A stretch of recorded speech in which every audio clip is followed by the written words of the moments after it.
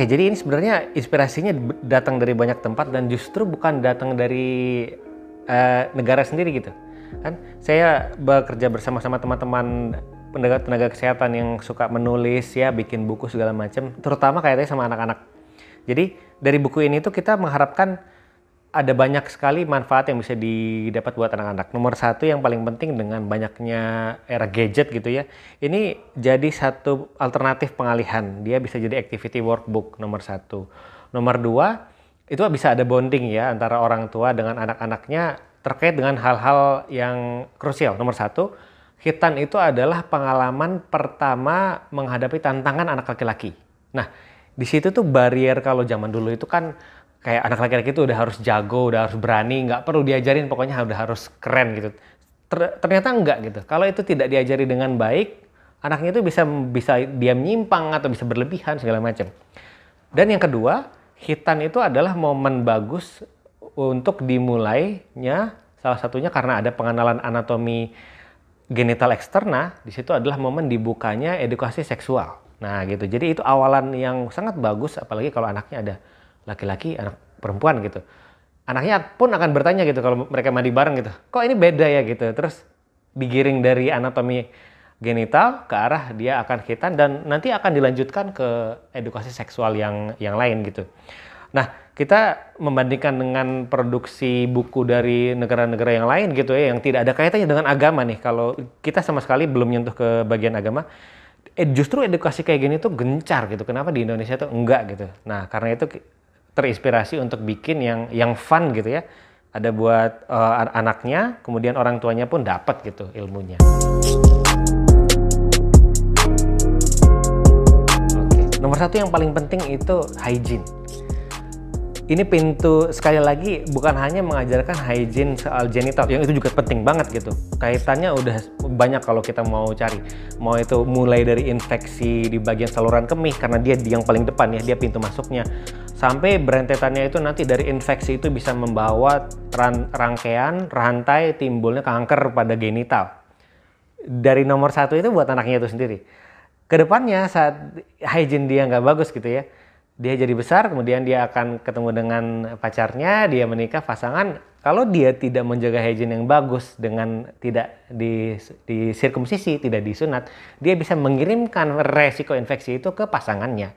Dan dari situ berarti menimbulkan rangkaian rantai timbulnya kanker di pasangannya itu lagi. Jadi itu satu rangkaian yang luar biasa, bisa horor banget gitu ya. Di satu sisi seperti itu, dan ada sisi lain yaitu dengan mengajarkan hygiene pada genital, itu salah satu pintu gerbang juga untuk mengajarkan hygiene secara umum gitu, hygiene badan gitu ya. Jadi bukan hanya pada genital. Jadi itu aja udah banyak banget gitu ya. Biasanya nakutinnya gampang lah itu untuk ngelihat infeksi pada kelamin gitu ya, atau pada kanker yang horor-horor gitu. Itu bisa kita menunjukkan pentingnya khitan pada anak laki-laki ini.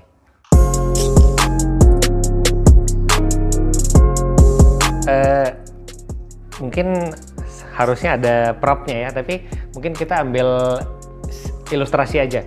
Jadi dengan adanya penis itu kan bagian ujungnya tertutup gitu ya, bagian namanya kulit preposium gitu, yang itu nanti akan dibuang saat dilakukan sirkumsisi. Nah, bagian yang tertutupi oleh kulit preposium itu sangat rentan setiap kali dia buang air kecil, dia mandi ya yang harusnya dia bersihkan. Itu kalau tidak dibersihkan secara sangat detail dan disiplin gitu ya, itu masuk air kencing lah, itu kuman dari luar yang tadinya dia bukan kuman yang merusak, dia akan berubah jadi yang merusak. Dengan adanya kulit yang menutup bagian ujung dari bagian genital itu, dari penis itu. Nah, kalau misalnya bagian itu diangkat, jadi resiko untuk terkumpulnya bagian yang beresiko infeksi pada bagian yang tertutup itu jadi hilang dan lebih mudah untuk dibersihkan. Jadi dengan dilakukan khitan itu resiko itu dihilangkan gitu. Walaupun sebenarnya kalaupun bagian kulit itu dihilangkan juga, apakah hilang resiko infeksi pada saluran kemih? Tetap ada. Apalagi untuk yang tidak menjaga hygiene ya, tidak membersihkan dengan baik, tetap ada. Cuma jauh dibandingkan yang tidak melakukan khitan itu sendiri.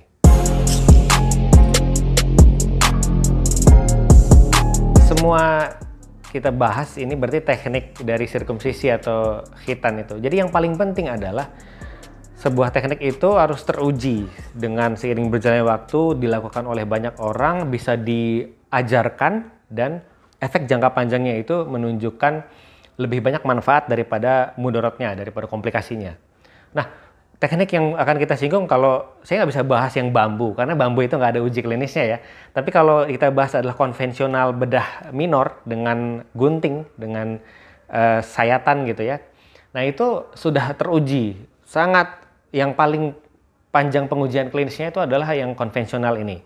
Nah ini karena bisa dikendalikan mulai dari bentuknya, pembersihannya, perdarahannya, maka dia jadi baku emasnya, golden standardnya untuk semua teknik yang lain. Jadi sudah tidak diragukan lagi untuk efek jangka panjangnya, apakah itu efek penyembuhan lukanya, hasilnya, fungsi seksual nantinya, kebersihan segala macam. Oke, kita ke yang berikutnya, ke yang tadi pakai laser. Sebenarnya istilahnya bukan laser ya, tapi menggunakan cauterisasi. Jadi itu dengan filamen panas yang dipakai untuk memotong kulit dari prepusium yang akan dibuang itu. Nah, kenapa dipermasalahkan? Apalagi dari background saya sendiri, dari bedah plastik, teman-teman dari urologi dan bedah anak juga mengkhawatirkan sebenarnya. Kenapa? Karena biasanya alat ini digunakan dalam settingan yang klinik yang pasiennya banyak gitu ya, kejar target, kejar setoran, kejar profit mungkin. Nah, dia jadinya terbatas waktu. Tujuannya dia pakai cauter itu, kenapa dia nggak mau pakai gunting yang berdarah-darah, harus dijahit gitu, karena lebih cepat, lebih efisien dalam tanda kutip. Tapi banyak sekali kita temukan ada yang dari klinik seperti itu, atau mungkin acara yang lebih cepat lagi pace-nya, waktunya, baksos khitan, itu karena dia benar-benar buru-buru, tidak safe, tidak safety, jadi bagian helm penisnya, glans-nya kepotong. Atau bahkan lebih berat lagi, sulcus coronanya, bagian leher dari kepala penisnya itu kepotong semua. Jadi resikonya di situ. Dan kalau misalnya sudah terjadi seperti itu, itu rekonstruksinya tidak mudah gitu untuk bisa kita kembalikan. Nah, dari situ lebih ke arah himbauan bahwa penggunaan instrumen bedah seperti ini itu harus dikerjakan oleh yang memang memiliki kemampuan dan jam terbang yang bagus dan menjaga keamanan pasien yang bagus. Terus apalagi teknik yang bisa kita bahas? Ada namanya smart clamp atau safety clamp ya, yang dikatakan tidak perlu dengan pembedahan. Prinsipnya sama. Ini adalah instrumen baru yang dibawa ke dalam tindakan bedah yang tujuannya untuk memberikan kemudahan. Sekali lagi yang harus dipahami kalau clamping itu intinya itu satu jaringan kulit dijepit supaya pembuluh darahnya nggak ngalir. Dengan dia tidak ngalir, kulit yang tidak mendapatkan aliran pembuluh darah dia akan mati. Dan di bagian yang dijepitnya itu akan melepaskan bagian kulit itu dengan secara perlahan. Nah, ini bisa dilakukan? Bisa. Ada banyak teknik yang sama dilakukan pada zaman dahulu ya. Untuk kasus-kasus yang lain seperti kelainan pada tangan, ada polidaktili yang jari tambahan yang sangat kecil sekali, itu juga dijahit bagian pangkalnya sampai dia kemudian mati, kering, kemudian dilepaskan. Tapi yang perlu dipahami bahwa yang melakukan dengan instrumen clamping ini harus punya pengetahuan yang baik untuk penyembuhan luka dan yang namanya perbaikan dari pembuluh darah yang dijepit gitu. Jadi dia harus siap untuk berbagai macam komplikasi yang mungkin timbul. Seperti misalnya udah di clamping, kulit prepusiumnya lepas, terus clampnya dilepas, perdarahan. Dia udah harus siap untuk semua komplikasi dari alat baru yang dia pakai itu. Jadi yang paling penting itu, siapapun yang menggunakan alat itu, dia harus menguasai dan punya jam terbang yang baik untuk instrumen yang dia pakai. Dan jelas untuk yang cauterisasi dan smart clamp itu, jam terbang digunakan di dunia bedahnya itu jauh lebih baru dibandingkan yang tradisional. Jadi dia akan lebih sedikit kalau misalnya kita cari jurnalnya gitu. Meskipun itu boleh digunakan. Jadi yang paling penting adalah justru buku ini tuh tidak akan menjelaskan, ini ada yang buat orang tuanya, ada yang buat anak ya. Nah, jadi yang khusus buat anaknya itu dia tidak akan menjelaskan di sini, khitan itu seperti apa, dijelaskan kata demi kata, dan kemudian orang tuanya harus menjelaskan seperti storytelling gitu. Enggak, justru ini bentuknya itu satu lembaran aktivitas, mungkin kalau dulu namanya CBSA ya, atau LKS gitu. Itu dia mengerjakan serangkaian permainan yang tujuannya adalah membawa dia familiar, dia lebih cenderung ke arah yang namanya tindakan dokter, kesehatan, ruang-ruang kedokteran, ruang kesehatan, alat-alatnya. Kemudian di sisi lain juga belajar soal hygiene, belajar soal kebersihan. Terus apa itu dokter, apa itu klinik, apa itu perawat dan semua rangkaiannya, dan apa itu yang berkaitan sama khitan. Barangkali ya di sini ada soal acara yang dilakukan setelah khitan dan lain sebagainya.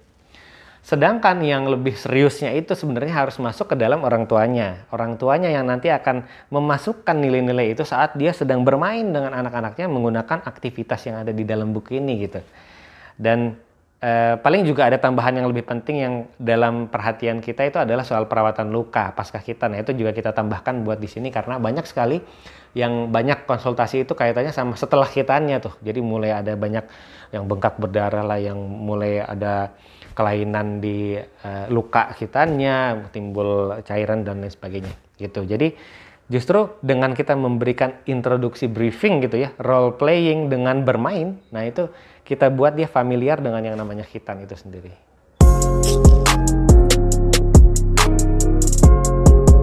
Ini banyak banget ini yang bertanya soal timing ya, waktu yang tepat untuk jadi khitan.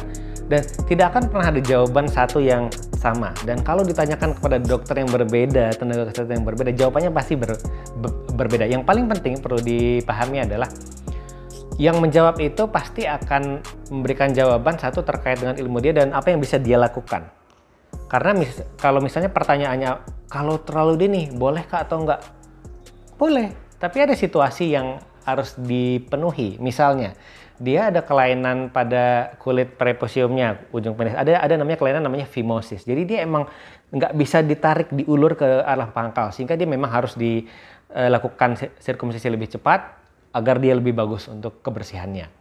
Ada yang memang sudah infeksi, dia sudah terkena infeksi dari awal. Tapi kalau misalnya tidak ada faktor itu, orang tuanya ingin disunat lebih awal, boleh atau enggak? Boleh aja, nggak ada masalah. Sekarang pertanyaannya, dokter yang mengerjakannya available atau enggak? Dan instrumennya, karena itu lebih kecil. Dia harus di-handle dengan alat yang lebih halus, alat yang lebih meticulous, lebih presisi untuk dilakukan sunat pada anak yang lebih kecil. Kalau yang lebih besar jelas udah lebih umum. Pertimbangan lainnya apa? Salah satunya dari pengalaman pribadi saya memang itu perawatan luka. Perawatan luka untuk anak-anak yang belum toilet training ya, belum bisa pipis sendiri, masih pakai popok, dibandingkan dengan yang sudah. Itu jelas lebih mudah kalau dia sudah toilet training, membersihkannya lebih gampang. Beda dengan yang masih pakai popok. Nah itu ya, setiap dia pipis kotor lagi, pipis kotor harus dirawat. Kemungkinan infeksi setelah dilakukan khitan lebih besar. Gitu. Jadi tantangannya itu ada kelebihan dan kekurangannya, dan itu harus disadari mulai dari orang tuanya sampai nanti tenaga kesehatannya yang akan mengambil keputusan. Gitu. Jadi tidak ada jawaban yang kaku untuk timing operasi, untuk timing tindakan pada sirkumsisi ini. Oke, sebagai kesimpulan untuk penjelasan sebelumnya terkait dengan paket buku khitan yang kita coba bikin untuk orang tua dan anak Indonesia, nomor satu yang paling penting, segala suatu tindakan atau prosedur yang akan dilalui oleh anak itu ya, dalam hal ini fokusnya adalah khitan, itu adalah sebuah pengalaman fisik dan psikis yang sangat penting buat anak. Bukan hanya anaknya juga, sebenarnya orang tuanya juga harus terlibat dengan baik. Oleh karena itu ada proses untuk bisa memberikan kepahaman ya, untuk role playing, kita bagaimana bersatu dengan dunia anak-anak supaya dia melalui pengalaman fisik dan mental yang baik selama melalui proses itu. Manfaatnya akan sangat besar sekali. Saat dia sudah besar, nanti saat dia mengalami mungkin kecelakaan, dia akan lebih bisa untuk melalui ujian-ujian seperti itu gitu. Nah, di dalam khitannya itu sendiri sebuah proses yang menjadi tantangan pertama untuk anak laki-laki ya, menjadi dia jadi lebih dewasa dengan proses ini, dan dia akan masuk kepada satu pendidikan seksual yang lebih baik juga. Nah, ini kita harapkan dengan adanya buku ini membuka cakrawala tidak hanya untuk anaknya yang semakin siap untuk khitan, tapi orang tuanya juga semakin siap untuk membuka parenting gitu ya, mendekati bonding dan asuhan dia terhadap anaknya dengan topik khitan itu sebagai awalan gitu. Dengan ini mudah-mudahan ke depannya anaknya itu akan bisa menerima tumbuh kembang yang jauh lebih baik dengan mulai pola asuh yang baik juga. Saya Dr. Abdillah Ridwan Irianto, spesialis bedah plastik rekonstruksi dan estetik untuk Dokter TV.